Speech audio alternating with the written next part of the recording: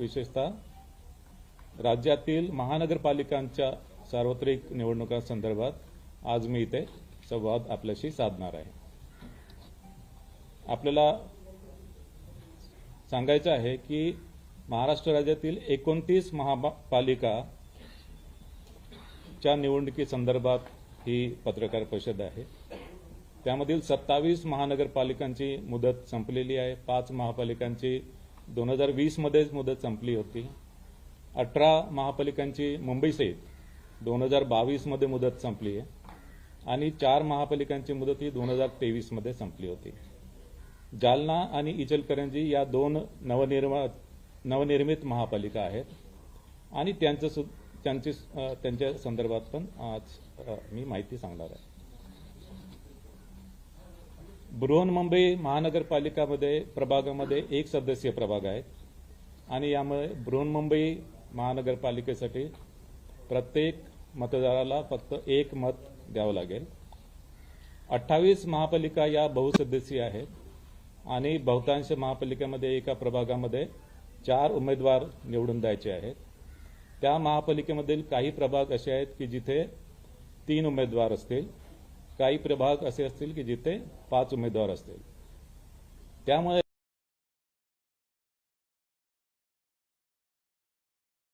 पालिकेमध्ये मतदारांना साधारणतः 3 ते 5 मतं एका प्रभागामध्ये द्यावं लागतील। या महापालिका निवडणुकीमध्ये नामनिर्देशन पत्र हे ऑफलाईनच घेण्यात येईल आणि या संदर्भात राजकीय पक्षांची जी बैठक झाली होती आणि राजकीय पक्षांनी केलेल्या मागणीनुसार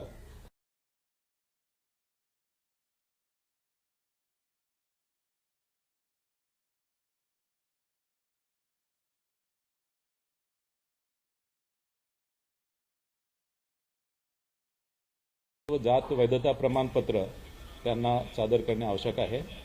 मात्र जात वैधता प्रमाणपत्रासाठी सादर केलेल्या अर्जाची सत्यप्रत किंवा अन्य कोणताही पुरावा त्यांनी दिला तरी तो एक्सेप्ट केला जाईल। मात्र 6 महिन्याच्या आत जात वैधता प्रमाणपत्र सादर करण्याचे असे हमीपत्र उमेदवारांना द्यावे लागेल आणि 6 महिन्याच्या आत जात वैधता प्रमाणपत्र सादर न करू शकलेल्या संबंधित उमेदवारांची निवड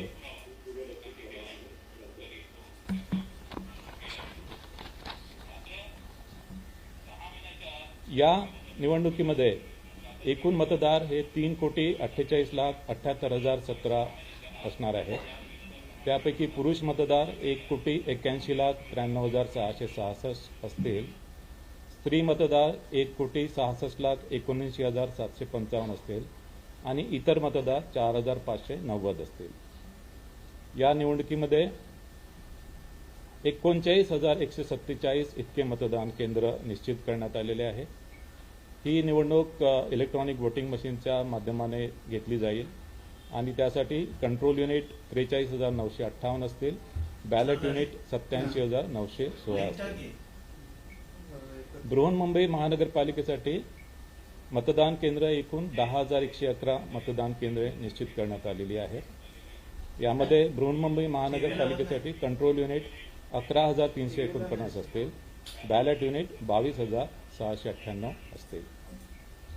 या निवडणुकीसाठी जी मतदार यादी वापरणार आहोत त्यासाठी 1 जुलै 2025 ही अधिसूचित केलेल्या दिनांकाला असलेली मतदार यादी यासाठी वापरत आहोत आणि 1 जुलै 2025 ची मतदार यादी ही प्रभागनिहाय विभाजित करण्यात आलेली आहे आणि ही मतदार यादी ही भारत निवडणूक आयोगाकडून घेतलेली मतदार यादी असल्यामुळे या मतदार यादीमधील कुठलेही नाव डिलीट करणे किंवा कुठलेही नाव त्यामध्ये ऍड करणे याचे अधिकार राज्य निवडणूक आयोगाला नाही आहेत।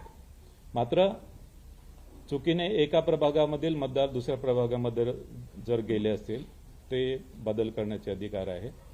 टंकलेखनामधल्या किंवा लेखनिकांच्या काही चुका असतील त्या सुद्धा दुरुस्त करण्याचे अधिकार आहेत आणि विधानसभाच्या मतदार यादीमध्ये नाव आहे मात्र प्रभागनिहाय मतदार यादीमध्ये नाव नाही आहे ते सुद्धा नाव संमलित करण्याचे अधिकार असतील।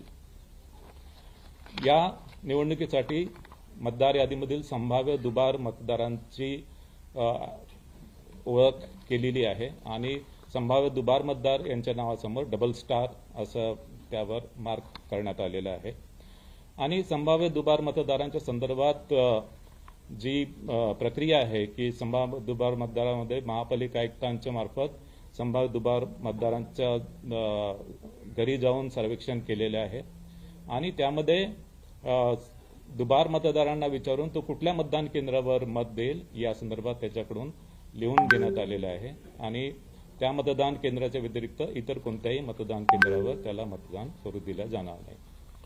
काही मतदार या मोहिमेला ज्यांनी रिस्पॉन्स दिलेला नाही त्यांना ते जर मतदान केंद्रावर मतदान करण्यासाठी आले आणि त्यांचं संभाव्य दुबार मतदार म्हणून नोंद आहे तर त्यांच्याकडून हमीपत्र स्वीकारलं जाईल आणि त्याची ओळख पटवली जाईल आणि ओळख पटवल्यानंतरच त्याला मतदान करता येईल.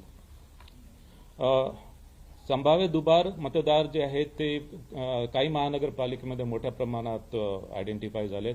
उदाहरणार्थ बृहन्मुंबई महानगरपालिकेमध्ये साधारणतः 11 लाखाच्या जवळपास संभाव्य दुबार मतदार होते.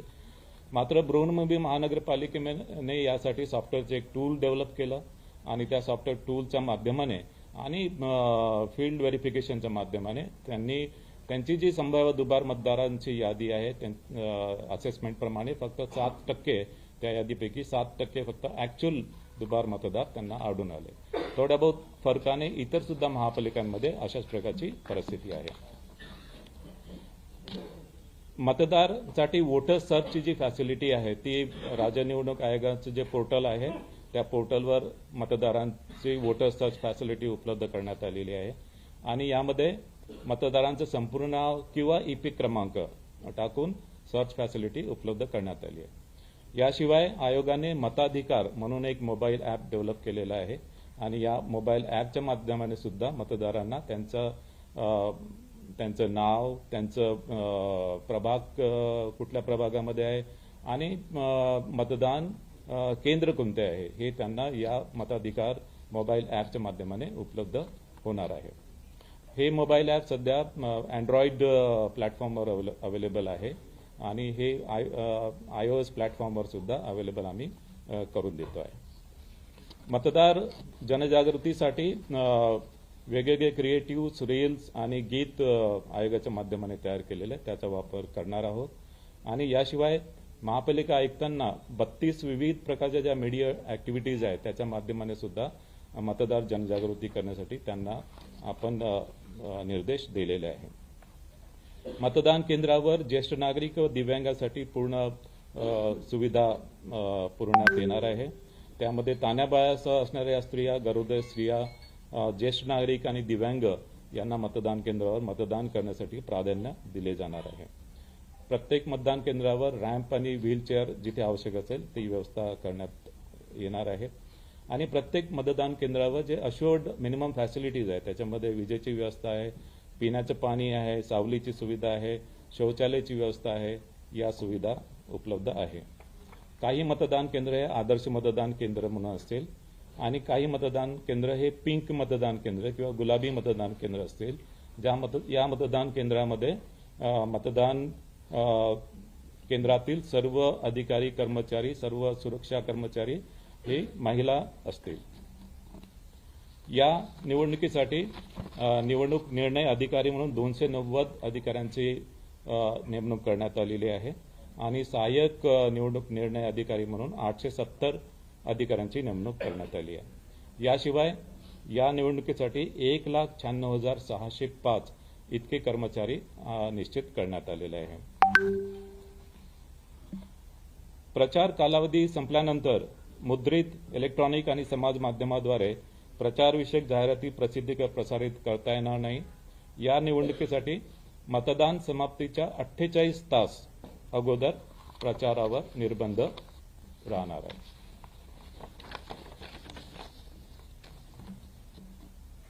महापालिका स्तरीय माध्यम प्रमाणन व संनियंत्रण समिती स्थापन करण्यात आलेली आहे आणि विविध प्रसार माध्यमातील वृत्तांकनाच्या बाबतीत पाहणीसाठी संनियंत्रण व देखरेख या समितीमार्फत करण्यात येईल.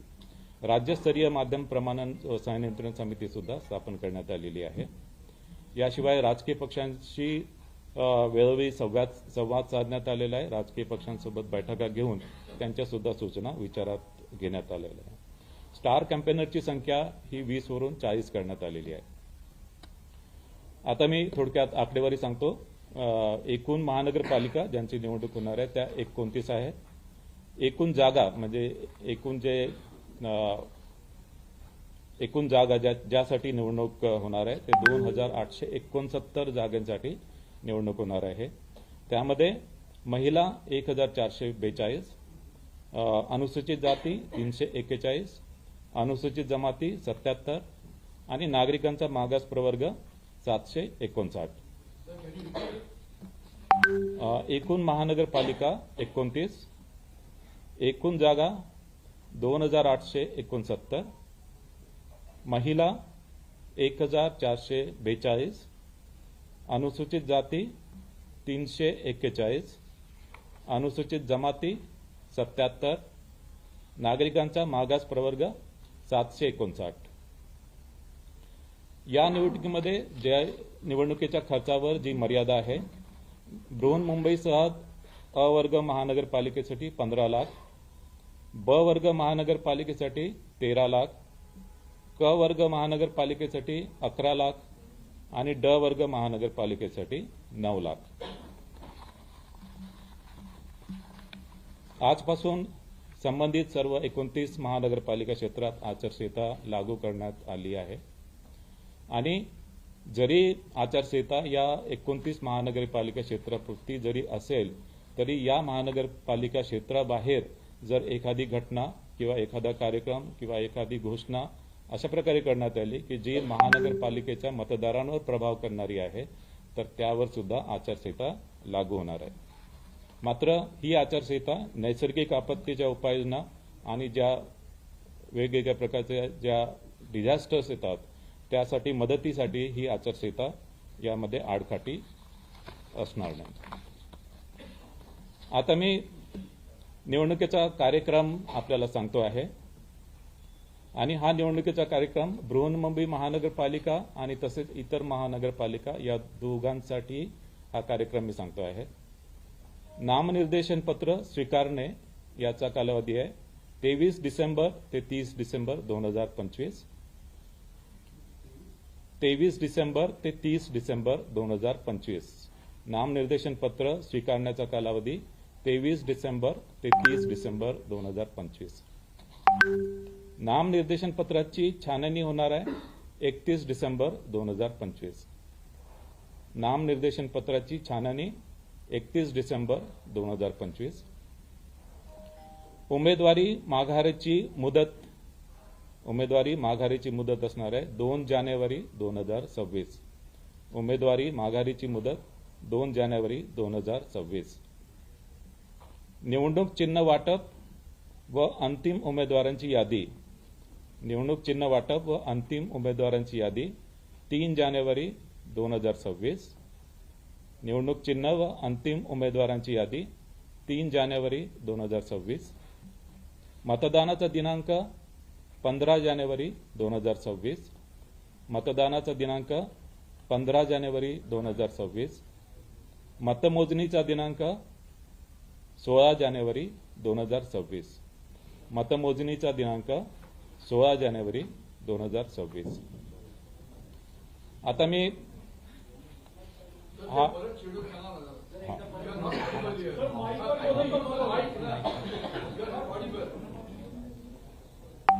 निवडणुकीचा कार्यक्रम मी पुन्हा एकदा सर्वांना सांगतोय आणि हा निवडणुकीचा कार्यक्रम बृहन्मुंबई महानगरपालिका व इतर महापालिका या दोघांसाठी मी सांगतोय। दोघांसाठी डेट्स जे आहेत त्या डेट्स मी आपल्याला सांगतोय।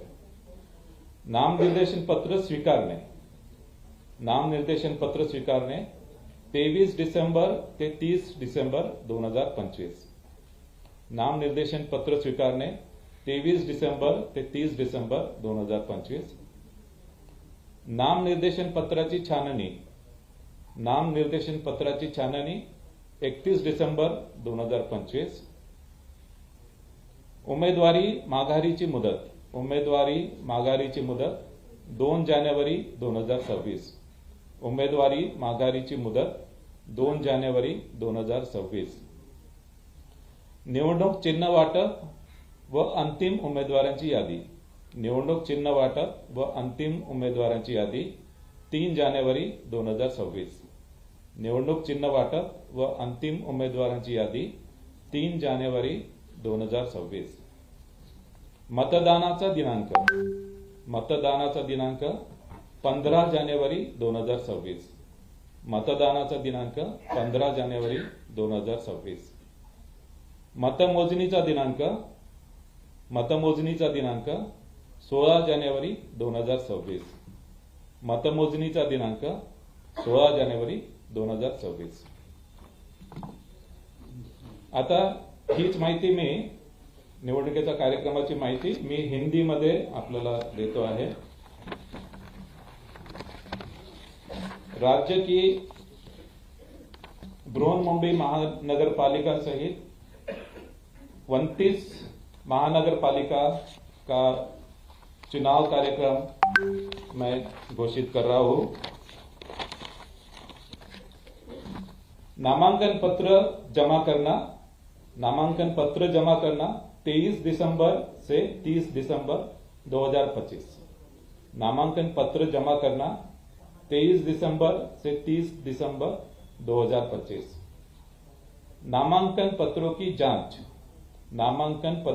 जांच 31 दिसंबर 2025. नामांकन पत्रों की जांच 31 दिसंबर 2025. उम्मीदवारी वापस लेने की अंतिम तारीख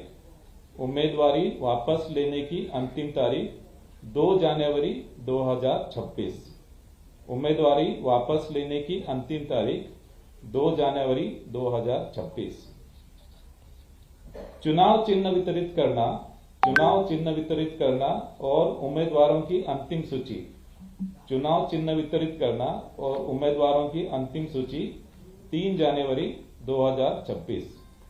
चुनाव चिन्ह वितरित करना और उम्मीदवारों की अंतिम सूची 3 जनवरी 2026.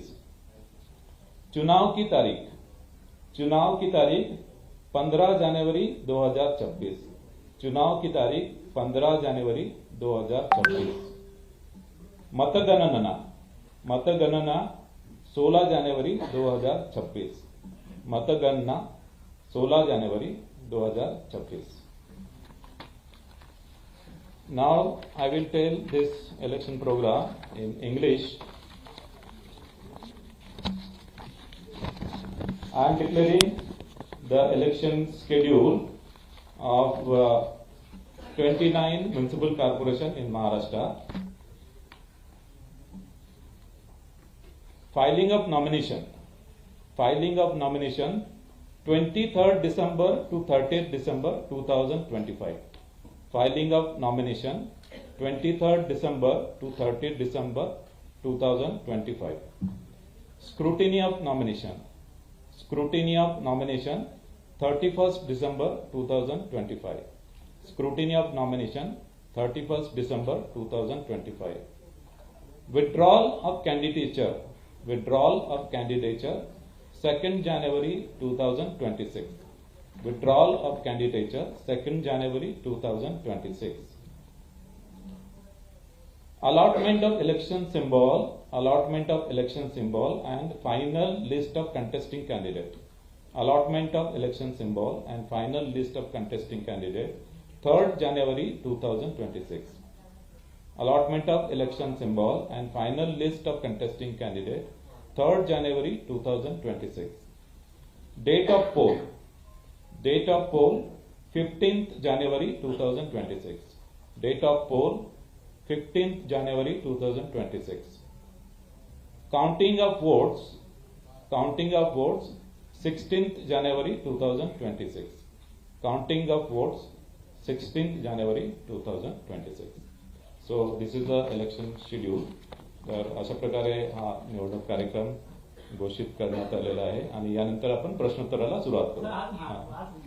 अंतिम मतदार यादीचा अंतिम दिवस होता प्रसिद्ध करण्याचा, परंतु आपल्या निवडणूक आयोगाच्या वेबसाईटवर अंतिम यादी प्रसिद्ध नाहीये किंवा ज्या प्रिंटआउट राजकीय पक्षांनी दिल्या जाणार होत्या त्या कुठल्याही प्रिंटआउट अद्याप दिला जात नाहीये. मुंबई महापालिकेचे वारंवार सांगतायत, तुम्ही सांगितलं आहे की मतदार याद्यांच्या प्रिंटआउट आता लगेच देऊ नका. पहिल्या काही मतदार याद्यांच्या प्रिंटआउटमध्ये काही भूल असल्याचं दिसून येते.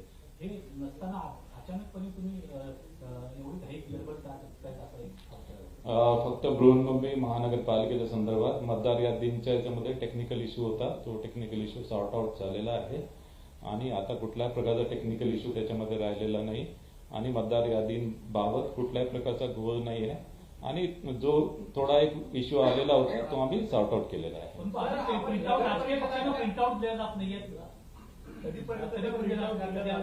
प्रिंटआउट त्यांना आजच आम्ही प्रोव्हाइड करणार आहे सर्व राजकीय पक्षांना. नगर परिषदेच्या निवडणुका ज्या पद्धतीने पुढे ढकलण्यात आल्या होत्या, काही कारणास्तव काही तारखेच्या गोष्टी आढळल्या, न्यायालयामध्ये काही लोक गेली, त्यानंतर त्याची तारीख पुढे ढकलण्यात आली.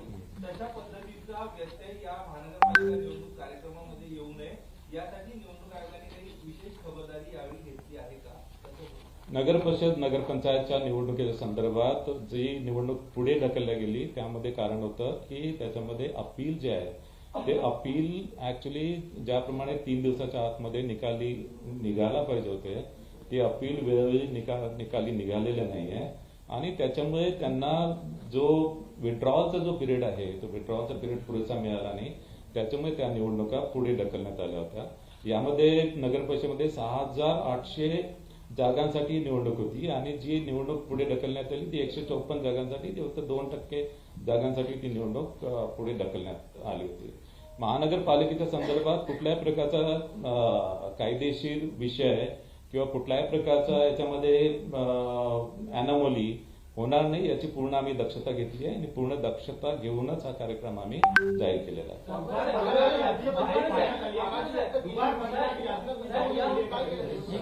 एक प्रश्न आहे की ज्या नुकत्याच स्थानिक स्वराज्य संस्थांच्या निवडणुका पार पडल्या, अनेक राजकीय पक्षांनी नाराजी व्यक्त केली आहे निवडणूक आयोगाच्या एकूण कारभारावर, कारण प्रचंड वेळ दिसून आला.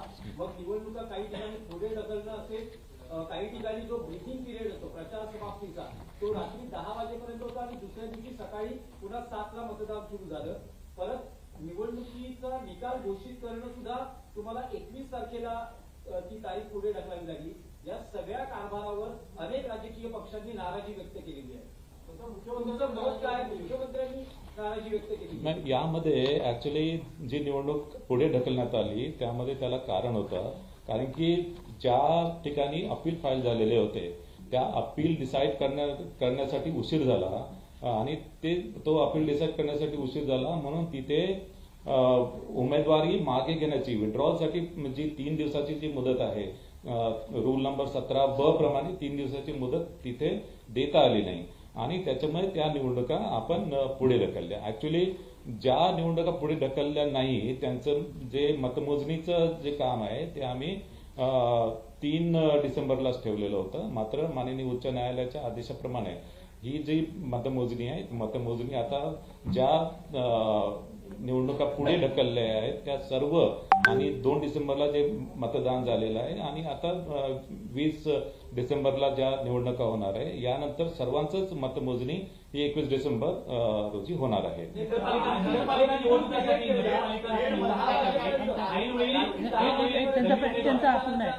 रात्री 10 वाजेपर्यंत आदल्या दिवशी रात्री 10 वाजेपर्यंत प्रचाराचा तुम्ही कालावधी ठेवला आणि सकाळी 7ला मतदान, जो ब्रीदिंग पिरियड होता त्यावरही आक्षेप नाही. ब्रीदिंग पिरियड जो आहे त्याच्यामध्ये कारण की या ज्या आम्ही निवडणुका घेतो या ज्या संबंधित जे कायदे आहेत संबंधित अधिनियम आणि कायदे नियम आहेत त्याप्रमाणे घेतो. आता नगर परिषदच्या कायद्यामध्ये अशी तरतूद आहे की ऍक्च्युअली प्रचार जो आहे प्रचार आदल्या दिवशीपर्यंत तो करता येतो, म्हणजे मतदानाच्या दिवशी प्रचार करता येत नाही पण आदल्या दिवशीपर्यंत प्रचार करता येतो. त्याच्यामुळे आदल्या दिवशी 10 वाजेपर्यंत त्या संदर्भात आपण आदेश काढलेले होते. मात्र आता महानगरपालिकेच्या निवडणुकीमध्ये जे महानगरपालिका अधिनियम आहे किंवा बृहन्मुंबई महानगरपालिका अधिनियम आहे त्याच्यामध्ये मतदान समाप्तीच्या 48 तास अगोदर हा प्रचार संपला पाहिजे. 48 तास अगोदर. त्याप्रमाणे प्रत्येक कायद्यामध्ये वेगवेगळी तरतूद आहे आणि त्यामुळे ती प्रोव्हिजन वेगवेगळ्या स्थानिक स्वराज्य संस्थांच्या निवडणुकीसाठी वेगवेगळी लागू होते. निवडणुका तुम्ही जाहीर केल्या. आज के दिन में 29 कॉर्पोरेशन का फाइनल वोटिंग लिस्ट पब्लिश होने वाला था. अगर इसके बाद भी डुप्लीकेट वोटर्स या एक वोट से दूसरे वोट में वोटर्स पाए जाते हैं तो वो प्रोसेस होगा क्या, वो करेक्शन होता रहेगा? नहीं, देखो इसमें आज एक्चुअली फाइनल वोटर लिस्ट भी हो गई, तो भी मतदान केंद्र की जो लिस्ट है, मतदान केंद्र की लिस्ट है, ये 20 दिसंबर को ये मतदान केंद्र की लिस्ट उसमें फाइनल होंगी। और उसके बाद में यानी मतदान केंद्र वाइज जो वोटर लिस्ट है वो 27 दिसंबर को होंगी। 27 उसकी डेट 27 दिसंबर है। तो ये जो दुबार मतदार एक्चुअली उसमें अगर दुबार मतदार नहीं है तो उसका जो डबल स्टार जो है, तो डबल स्टार निकालने की जो प्रक्रिया हम 27 दिसंबर तक कर सकते हैं। 27 दिसंबर और 27 दिसंबर के बाद भी अगर दुबार मतदार अगर कुछ हमें दिखाई दिए कि जो दुबार नहीं है, तो जो प्रिसाइडिंग ऑफिसर के पास जो इलेक्ट्रोल रोल जाएगा, उसको mark copy of electoral roll है, उसमें हम उसमें रिकॉर्ड करेंगे। अचानक नोटिफिकेशन काढण्याची परंपरा जी आहे ती नगरपालिका निवडणुकांमध्ये पाहायला मिळाली। खास करून डमी उमेदवाराच्या संदर्भात एकच सूचक असताना आणि तुम्ही कॉलम एकच दिलेला असताना अचानक तुम्ही शेवटच्या दिवशी ज्या दिवशी छाननी आहे त्या दिवशी सांगता की तुम्ही 5 सूचक पाहिजे। ते अचानक जे नोटिफिकेशन इथे आहे ती यावेळी खंडित होणार आहे का? आणि अचानक नोटिफिकेशन काढणे या संदर्भात राजकीय पक्षांसोबत बैठक झाली आणि जे काही आम्ही क्लॅरिफिकेशन दिलेले होते, क्लॅरिफिकेशन ऍक्च्युली राजकीय पक्षांनी किंवा उमेदवारांनी ज्याप्रमाणे आमच्याकडे रिप्रेझेंटेशन केलेलं होतं त्या रिप्रेझेंटेशन अनुसार आम्ही आमचं जे इन्फरन्स आहे त्या इन्फरन्स प्रमाणे आम्ही मार्गदर्शन केलं होतं। या निवडणुकांमध्ये विशेषतः डमी उमेदवारांच्या बाबतीत किंवा आपण ज्याला पर्यायी उमेदवार, राजकीय पक्षांशी 2 दिवसाआधीच बैठक झालेली आहे। त्यांना जी रूल्स आहे ते रूल्स आम्ही समजून सांगितलंय, त्याच्यामध्ये त्यांचं समाधान झालेलं आहे आणि त्यामध्ये कुठल्याही प्रकारचा बदल किंवा कुठल्याही प्रकारचं आम्ही या संदर्भात डेव्हिएशन करणार नाही।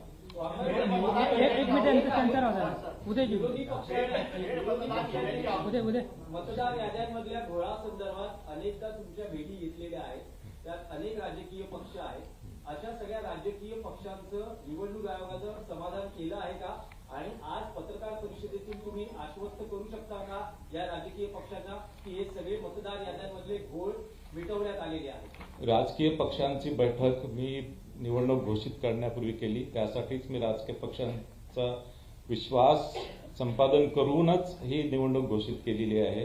त्यांना दुबार मतदारांबाबत माहिती दिली, त्यांना वोटर सर्च बाबत अनेक शंका कुशंका होत्या, त्या सुद्धा त्यांना पोर्टलवर त्यांना पूर्ण दाखवण्यात आला। वोटर सर्च फॅसिलिटी त्यांना दाखवण्यात आली, मताधिकार ऍप त्यांना दाखवण्यात आलेला आहे आणि त्यानंतर बृहन्मुंबई महानगरपालिकेने जे दुबार मतदारांची जी टूल्स डेव्हलप केलं आहे ते टूल सुद्धा त्यांना दाखवलं। त्या टूल्स बद्दल पण ते पूर्ण समाधानी झालेले आहे आणि हे टूल इतर सुद्धा महानगरपालिकांमधून वापरा अशा प्रकारचं रिकमेंडेशन त्यांनी केलेलं आहे। आणि इतर महानगरपालिका जसं पिंपरी चिंचवड महानगरपालिकेने त्यांच्याकडे टूल डेव्हलप केलेला आहे आणि या टूलच्या माध्यमाने दुबार मतदार जे आहेत, टोटल दुबार मतदार ऍक्च्युअल जे दुबार आहेत ते फक्त 5% ते 20%च आढळून आले, जास्तीत जास्त 20%, कमीत कमी 5%। बृहन्मुंबई महानगरपालिकेच्या बाबतीत ते फक्त 7% आढळून आले आहेत।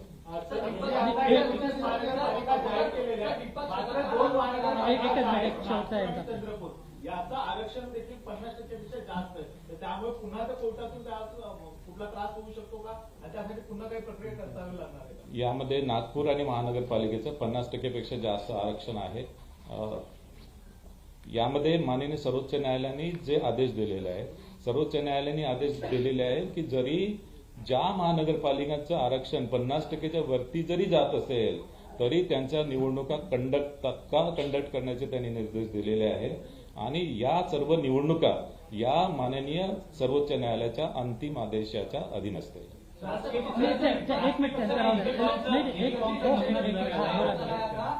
वोट चोरी हुई है विधानसभा चुनाव में, इस टाइम में भी विपक्ष जो लगातार ये आरोप लगा रहा है कि कहीं ना कहीं जो इलेक्शन यादी है उसके अंदर कहीं ना कहीं घोटाला है और उसके अंदर पूरी इलेक्शन के बाद ही कहीं ना कहीं चुनाव किया जाए, तो क्या पूरी चीज प्रक्रिया जो है पूरी कर ली गई है?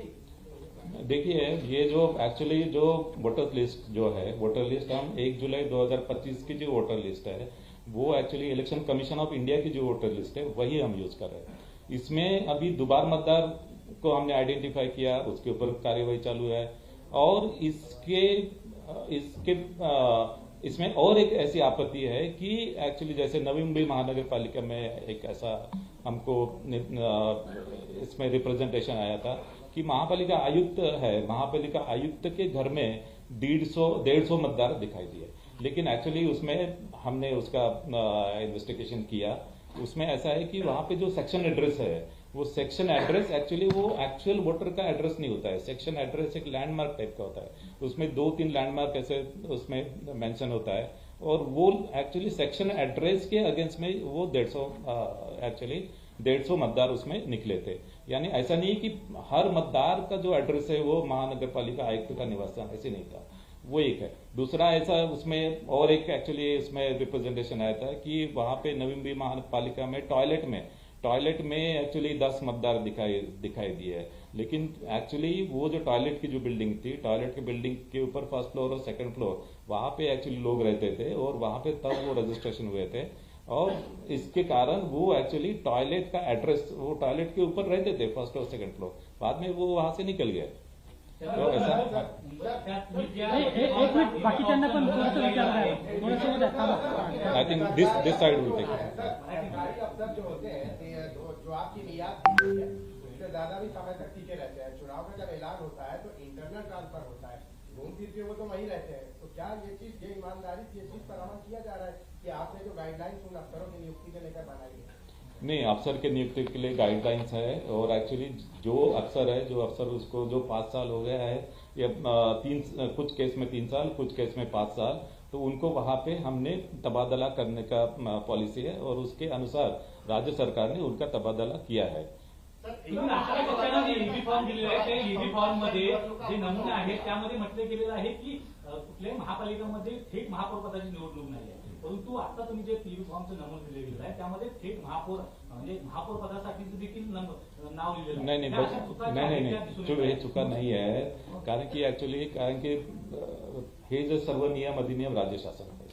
आता याच्यामध्ये नगर परिषदेमध्ये कधी नगराध्यक्ष पद असते, कधी निघून जाते, त्याच्यामध्ये हे बदल होत राहतात आणि तसंच म्हणजे महापौर पद जे आहे ते कधी डायरेक्ट इलेक्शन होईल, कधी होणार नाही आणि त्याच्यामुळे तो जो नमुना जो आहे तो यथास्थिती महापौर जर असेल तर तो महापौरासाठी वापरला जाईल, कारण की हे जे नियम अधिनियम हे आमच्या हातामध्ये नाही आहे। हे ऍक्च्युली राज्य सरकार आता नगराध्यक्षाच्या बाबतीत कधी नगराध्यक्षाची डायरेक्ट निवडणूक होत होती, कधी नगराध्यक्ष ऍक्च्युली त्यानंतर इनडायरेक्ट त्याचे इलेक्शन होत होतं आणि त्याच्यामुळे फॉर्मॅट जे आहे ते फॉर्मॅट आपले युनिफॉर्म असायला पाहिजे, एकच फॉर्मॅट असायला पाहिजे, त्याच्यामुळे ती प्रोव्हिजन केलेली आहे। इकडे थांबा एकच मिनिट यांना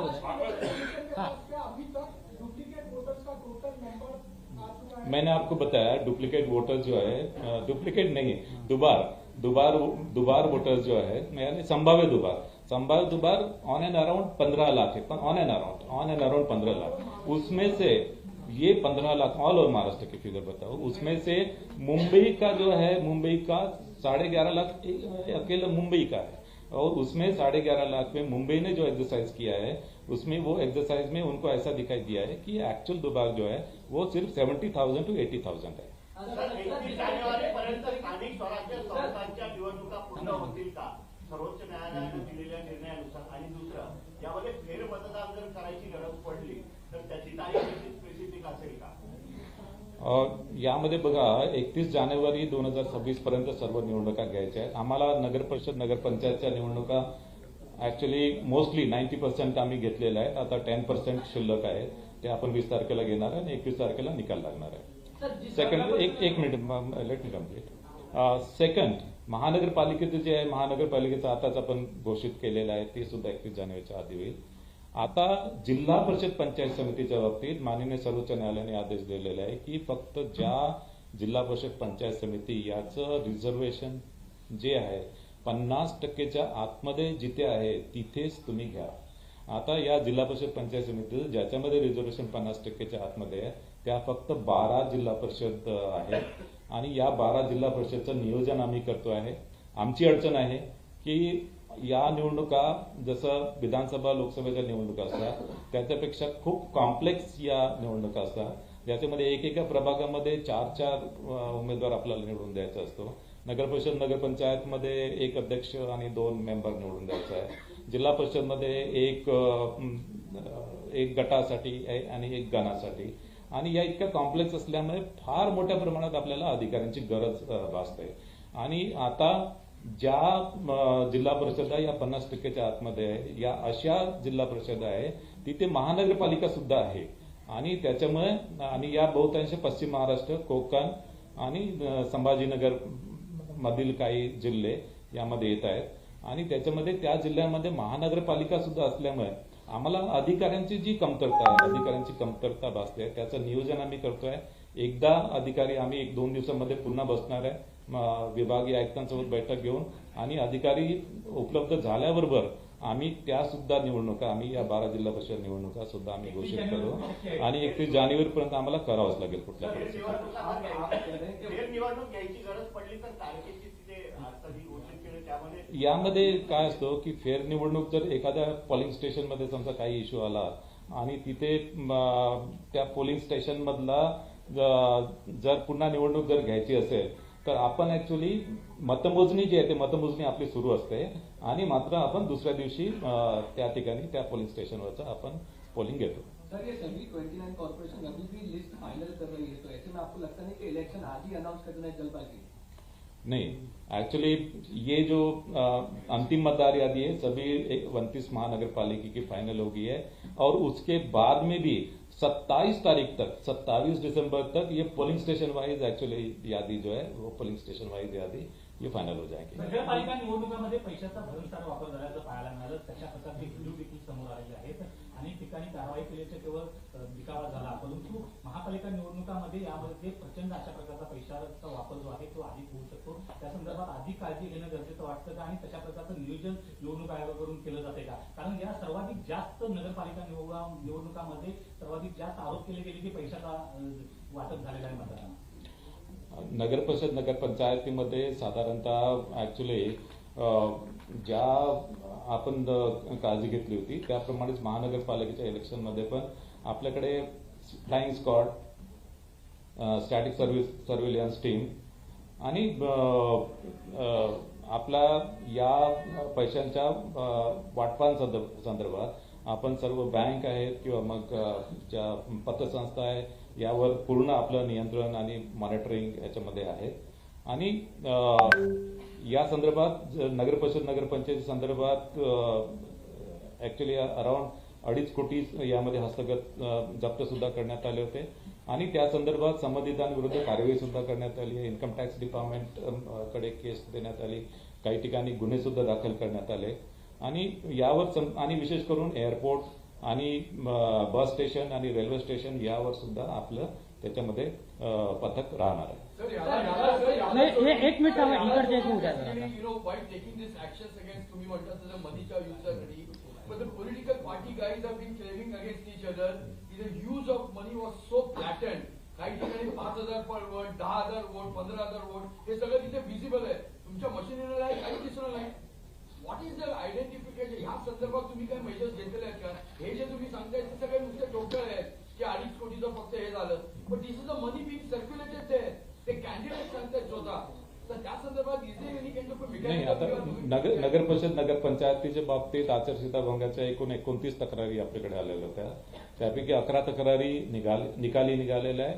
18 तक्रारी संदर्भात चौकशी सुरू आहे. आणि विशेष करून मी तुम्हाला सांगितलं की जी ऍक्च्युली पैसे जे आहेत पैसे संदर्भात 3,04,74,110 ही रक्कम जप्त करण्यात आली.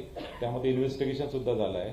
आणि मद्य वाटपाच्या संदर्भात 1,46,144 लिटर मद्य आणि अंमली पदार्थ हे जप्त केले आहे. आणि याशिवाय 4 तलवारी, 2 गुप्ती व 2 चाकू देखील जप्त केलेले आहे. अशाच प्रकारची उपाययोजना आपण महानगरपालिकेच्या आपण निवडणुकीमध्ये करणार आहोत.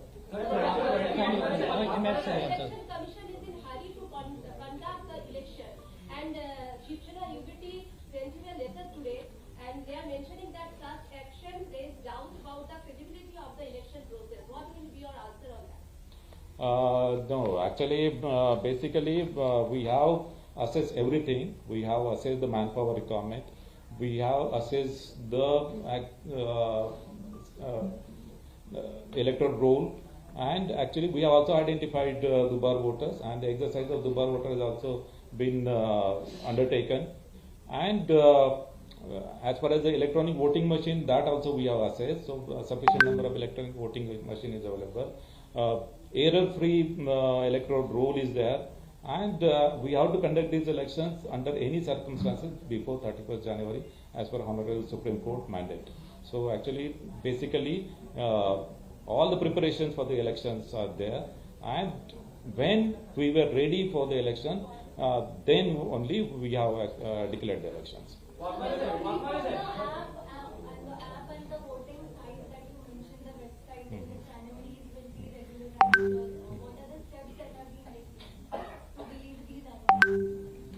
See, actually, as far as the Dubar voters are concerned, the number one, like actually, whichever voters which have marked as Dubar and the double star has been marked, so these voters are contacted by the municipal commissioner and their officers and staff, and actually option has been taken from the voter in which polling station he will vote, and accordingly it is marked in the electoral roll. And in other polling station where his name is appearing, so there also it is marked so that he will vote at a particular polling station. So he will be allowed voting in a particular polling station, not other polling station. As far as the other, let me complete her question. So as far as the other voters are concerned who have not responded, so there in that case, if those voters come for voting at the polling station, then Hami Patra will be taken from those voters, and on the basis of that Hami Patra and on the basis of preliminary inquiry by the presiding officer, he will be allowed to vote. So will you be taking action against hate speech? Everyone's talking about Muslim mayor. So once the thing starts, the process starts, will you be taking strong action against it? Yeah, definitely. Actually, there has been committee formed, so which actually during my briefing I had told you about the committee, and that committee is actually formed under the chairmanship of municipal commissioner. And also, if it involves more than one municipal corporation, there is also state level committee which is actually headed by my secretary of the State Election Commission. So these committees are empowered to take action against such incidents. Sir 15 जानेवारीला मकर संक्रांतीची सुट्टी आहे, त्यानंतर 15 जानेवारीला परत मतदान आहे. सलग सुट्ट्या लागल्यामुळे या मतदान प्रक्रियेवर मतदानासाठी जास्त लोक येतील असं वाटतं, फरक पडेल असं वाटतं काय? कारण शुक्रवारी मोठी पण लोक सुट्ट्या घेऊ शकतात सलग. ऍक्च्युली या सर्व गोष्टी कन्सिडर करून आणि ज्या दिवशी ऍक्च्युली जास्तीत जास्त मतदान होईल हे याचा अभ्यास करूनच आम्ही 15 जानेवारी ही डेट फायनल केलेली आहे.